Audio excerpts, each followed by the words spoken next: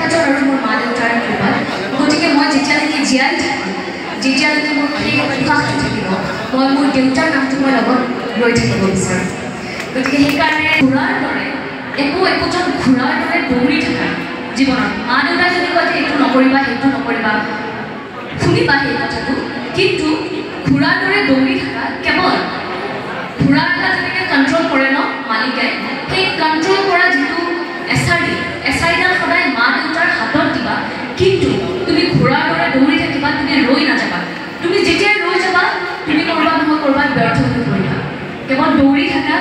মই যেনেকৈ দৌৰি আছোঁ আজি বহুখিনি সময়ত বহুখিনি ব্যৰ্থতা বহুখিনি ভুল কৰি শিকি আছোঁ কিছুমান কথা কিন্তু মই মোৰ চাবুকডাল মোক মই যদি মোৰ ৰাস্তাৰ পৰা অকণমান ফালৰি কাটো সেই চাবুকডাল মই মোৰ মা দেউতাৰ হাতত দি ৰাখিছোঁ ঠিক তেনেদৰে আজি তোমালোকৰ জীৱনৰ যিডাল চাবুক সেই চাবুকডাল নিজৰ মা দেউতাৰ হাতত দিয়া লগতে তোমালোক যেতিয়া কালি পৰহিলৈ অভিভাৱিকা হ'বা সেই কথাষাৰ নিশ্চয় মনত ৰাখিবা যে সন্তানক দৌৰি থাকিবলৈ দিবা কেৱল কণ্ট্ৰল কৰিবলৈ গ'লে